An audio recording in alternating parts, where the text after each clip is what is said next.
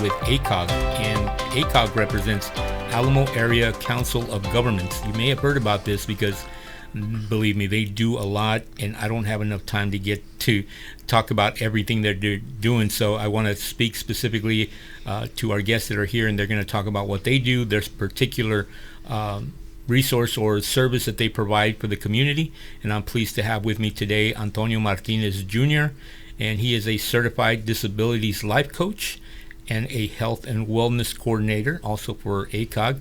Also with us is Dana Lewis, an employment coordinator, and Linda Guevara. She is TST, training and technical assistant coordinator. That's a lot. That's a lot to say. I feel so insignificant with all these titles that are here. But thank you so much, Antonio. Thank you for being here. Say hello to the people that are listening. Hi, how's everybody doing? Thank you, Sal, for inviting me over. It's always great to meet up with you and chat and see what other services that we offer, discuss other services that we offer here at AACOG. And who else do we have here? You want to introduce? Well, I already did, but say hello to the people that are listening out there right now. Hello, my name is Linda Guevara, and I'm with the Transition Support Team at AACOG.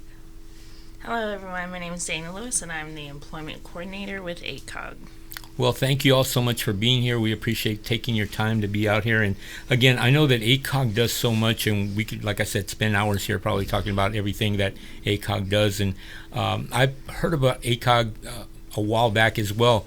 But Antonio, how long has AACOG been in existence, or did they start here in San Antonio? Can you give us a little background on that? AACOG, yeah, they've been around for quite a while, around the 1960s.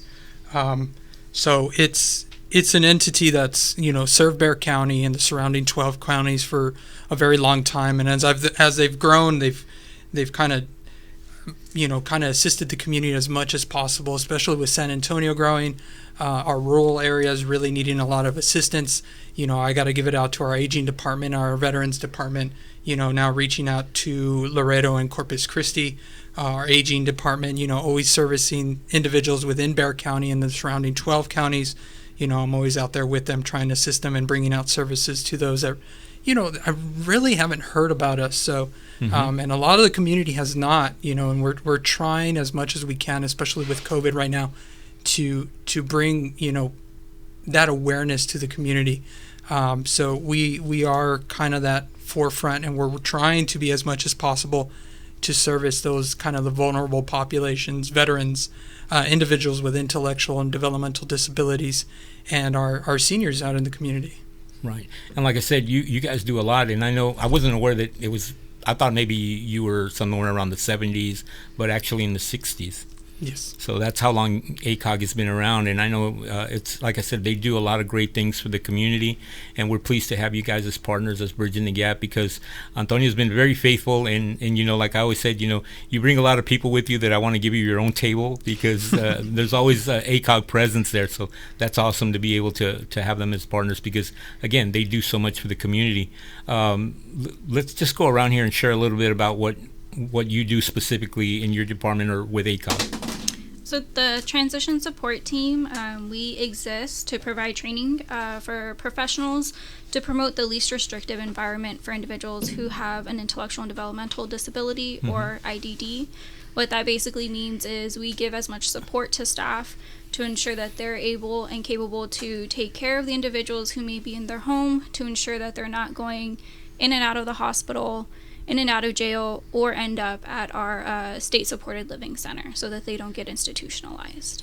Okay, so this is open to anyone, right? Or is it you have to be specifically maybe a veteran, or maybe specifically with some age group or anything? Is this open to everyone? For the Transition Support Team, it's open to staff who primarily work with individuals with an intellectual or developmental disability. Okay, and so that may be a family member or somebody that is in need of like the service that you provide. Yes. Okay. Paid family members. Okay. And my other guest over here? Yes. So with the Employment Services Department, we help individuals find employment in the community. We're partnered with the Texas Workforce Commission, specifically the Vocational Rehabilitation Services Department. So we all know that every day, people with disabilities have add significant value to America's workplaces and economy, but yet there's a lot of competitive integrated employment rates that for individuals with IDD, intellectual developmental disabilities, that are alarmingly low. So we are contracted with TWC to help provide those job placement services. We do resume building, job skills training, interview, like mock interviews, different wide range of services. We try to do a best match, which is we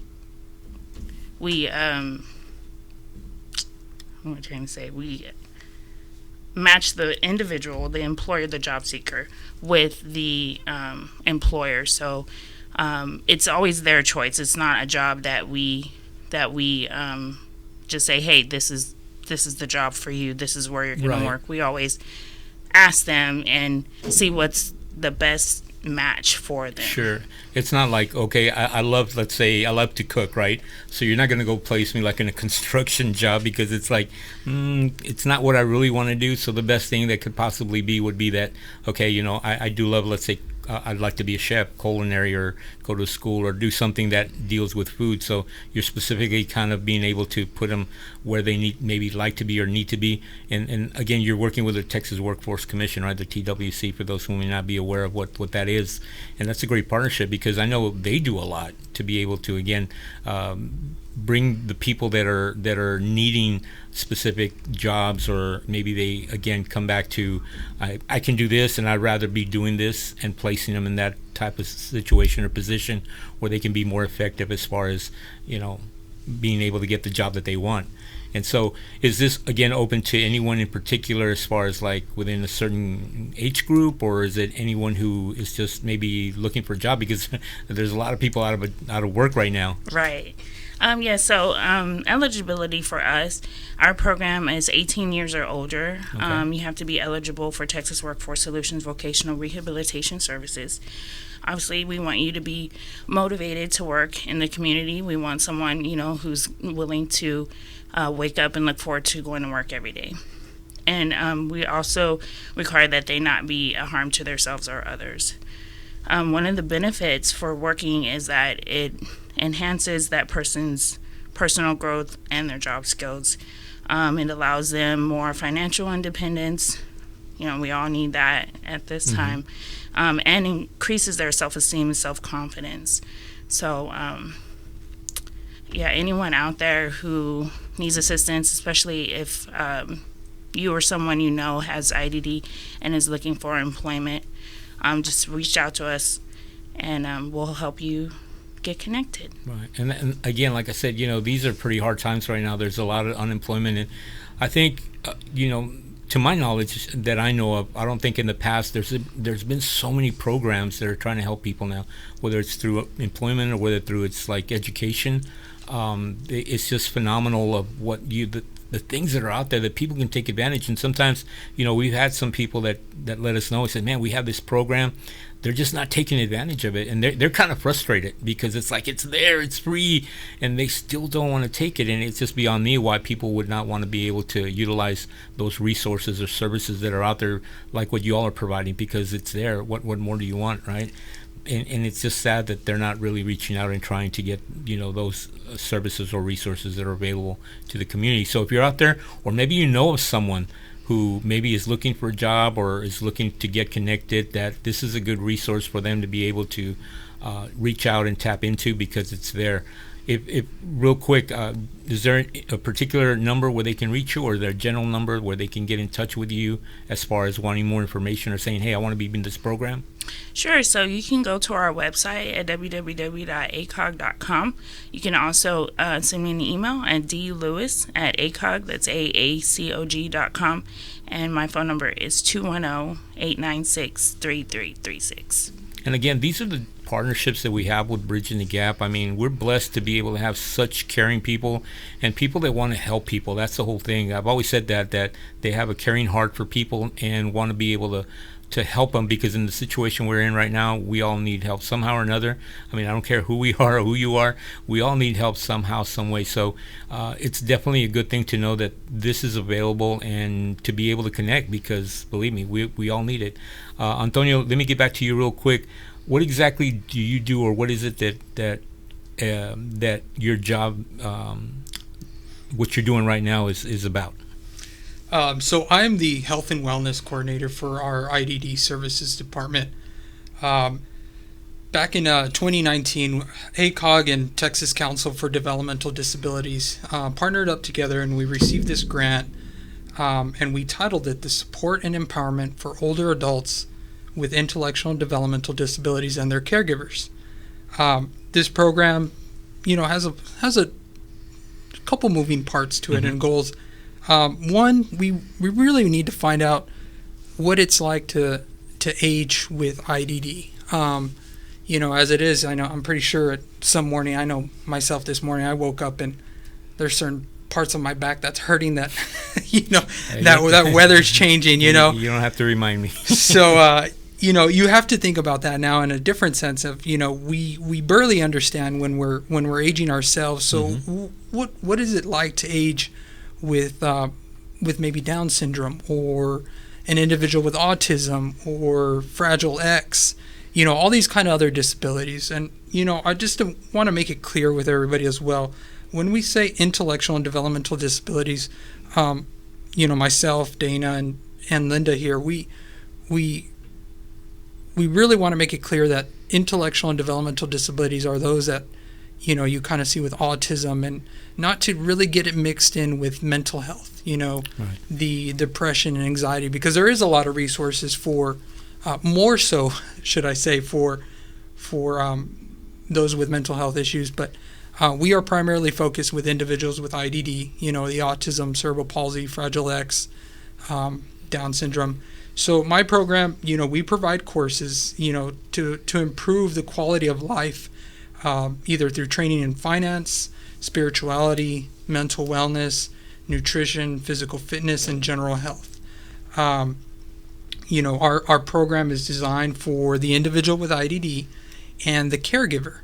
And caregiver can be used pretty broadly. Caregiver can pretty much be anybody. You really don't have to be living with the individual to be considered a caregiver. Right. Whether you're in a paid staff, direct support professional position, or you're a case manager, or maybe you're one of our service coordinators that, our individuals has kind of developed this really strong rapport with.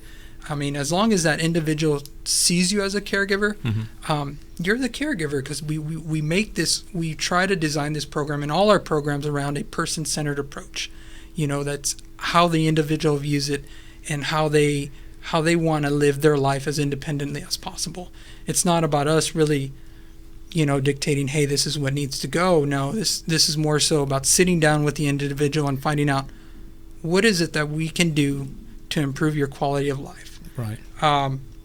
You engage them and find out exactly what they need, not what you think they need, but really what they need or what they're looking for. Exactly. So in my program, our participants are linked and referred to other services within AACOG and outside in the community to foster, kind of those social relationships and connections with community resources. Throughout the program, individuals with IDD and caregivers, they cultivate their sense of being by becoming familiar with what works for them. Again, using that person-centered approach.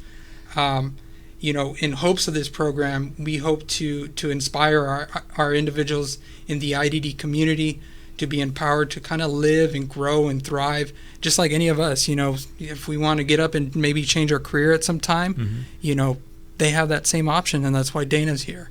Or maybe individuals that work in the field, that are case managers and still kind of unfamiliar on how to take this new approach. That's why Linda's team is here, TST. Unfortunately with COVID, everything's gone virtual. Right. And we used to do these classes in person. So for our cooking classes, we would meet up at the local YMCA on Potranco, and not only would I discuss, health and wellness, as far as nutrition, but, after the class, we'd actually practice what we preach. We'd go into the cooking kitchen, and we would actually make, maybe some healthy snacks and whatnot, give them that hands-on experience. But with, COVID, unfortunately, right now, all our classes are virtual, but that's kind of opened up another realm that we forget to take into consideration for our individuals, is that, sometimes individuals hate being interrupted from our day-to-day routine. Mm-hmm. I know sometimes we lay down our schedule for the day, and this is what I'm going to do. I'm going to do A, B, and C, and this is the order it's going to take place. Right. But sometimes when that monkey wrench gets thrown in there, we get disrupted. Yeah, and it ruins our whole day. And a lot of us have a hard time readjusting kind of on that drop of a dime.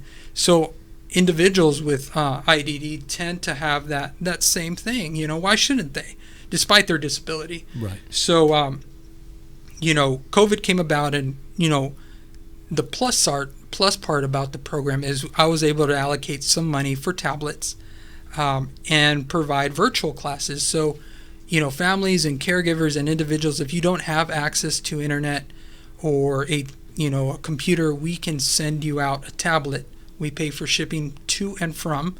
Wow, that's something you don't know about. But again, I come back to, there's so many things out there that need to be made aware of to the public that there's you need to tap into that. Exactly. And because Texas provides such a unique experience, after our first year with the grant, we actually expanded beyond Bexar County, and now we're serving the whole state of Texas. So if this reaches anybody out in Waco or my hometown, El Paso, we can send out a tablet as long as you're living in Texas. We can send it out. If you have a hard time navigating the computer, we can remotely tap in and help you navigate it throughout the webinar series. All our tablets have internet service, so you don't have to have internet service in your home. Let me get this right. You're actually providing the service with the tablet? Exactly. You can't. How can you not want to be able to tap into that?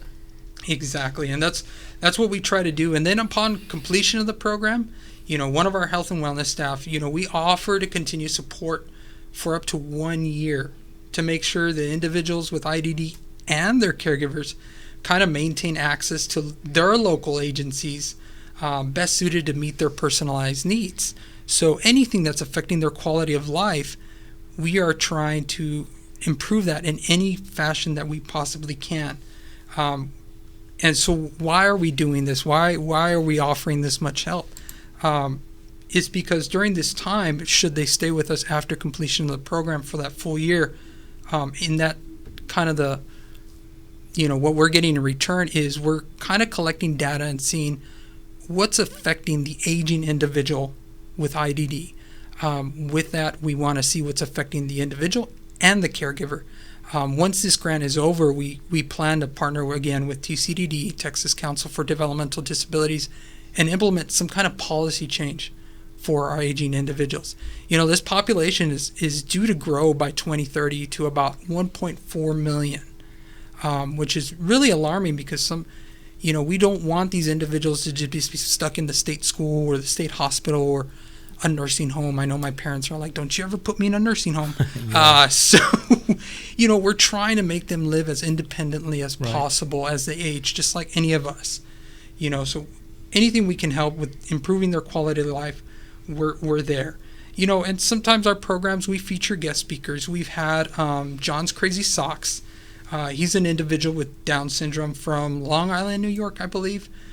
He came on our show in our webinar series, and he kind of discussed with his father what it's like to be an individual with Down syndrome and own this company, and how to plan for the future financially. Because I know a lot of our individuals or families are kind of reluctant to maybe start working. They're reluctant to reach out to Dana, and saying, hey, I might ruin my benefits. But they provide that insight, and we're trying to provide as much insight as possible to live independently. Right. So we've had guest speakers like that.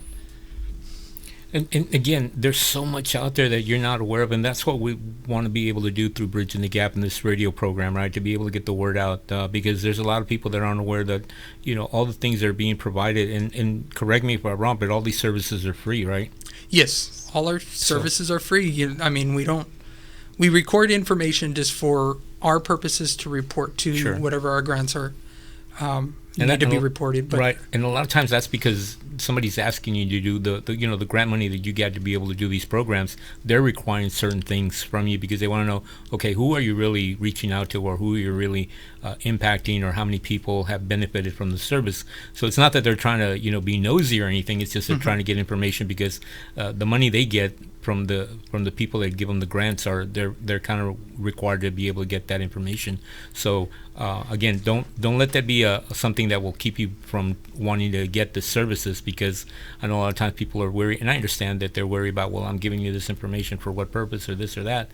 But obviously the benefits definitely outweigh a lot of what you might be thinking that it's not a good thing, or because they're asking for the information. But believe me, a lot of these things I was not aware of, and that's good to know that these things are available out there as well.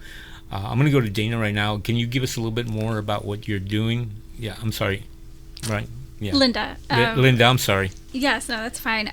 So for the transition support team, since we help staff and support staff, we provide training and education and consultation. Some of the training topics we've discussed in the past could be like trauma-informed care with IDD. It could also be sensory-friendly environments and interventions. Either way, we cater to the staff. So if the staff have a topic that they feel they need more of an education or training on, then we will do the research, we will pull resources, and we will put together a training to be able to get to them, and they can feel more comfortable and have more knowledge on the subject. We also offer 3 trainings that are either every month or every other month. One of them is active shooter training. So we have someone come out to the agency or the home and discuss on how to react and how to respond if there's ever an active shooter in their area. The other one is AACOG's recognition and response to the IDD community. We actually have that training in September 16th and 17th. And that is mainly for officers to come out and learn more about the IDD community. However, the second half allows our individuals with IDD to come interact with the officers. They get to look at the officers' cars. They get to put on the vest and the utility belt thing. And then the last one that we offer is safety care for families. So that is more of a de-escalation technique for anyone who has behavioral issues. It kind of lets the staff learn and understand why they may be having the behaviors and how to better respond to avoid the behaviors and to hopefully decrease them and kind of get the good behaviors to go up. So we do offer plenty of training, and like I said, we cater it to the staff. We also are a multidisciplinary team. So we have a social worker, a registered nurse, a psychiatric mental health nurse practitioner, and board certified behavior analysts who will be able to consult on any type of questions that someone may have, whether it's medication for their individual, whether it's a behavioral change that they're seeing, or if it's just a new diagnosis and they want more information. The best way to get hold of the transition support team is through tst@aacog.com. That is the main email that will go to all 3 of us, myself, the social worker, and the registered nurse, and then we will filter out to who the question may need to be answered by. That's a lot. That is. But again, like I said, there's so many things out there now. I'm thinking real quick. All that you were saying, is this geared toward a business that would ask for these services, or who what you're providing? What is it that is being provided to?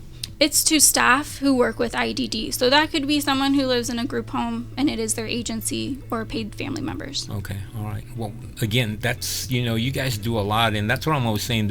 It's out there. Listeners, if you maybe were listening to something particular that maybe applies to you, again, Aaron, real quick, where can they reach out to get more information? Who can they contact? So if they need to reach out to us, they can call me, Antonio Martinez, at 210-837-8077, or email me at amartinez@aacog, or you can call our general hotline at 1-866-231-4922, which is our call center located there directly in AACOG, who can patch you out to one of our departments. Again, if you're not tapping into these resources, man, you're missing out on a lot. Also, real quick before I end, I know we're going to be collaborating with you, doing a conference here at Last Chance Ministries on December 1st, 2nd, and 3rd. We're still working out the details on that, but stay tuned because that's going to be coming up. Thank you again so much for being here. We appreciate you. Thank you for what you do. We'll be back here again next week. God bless. Bye-bye.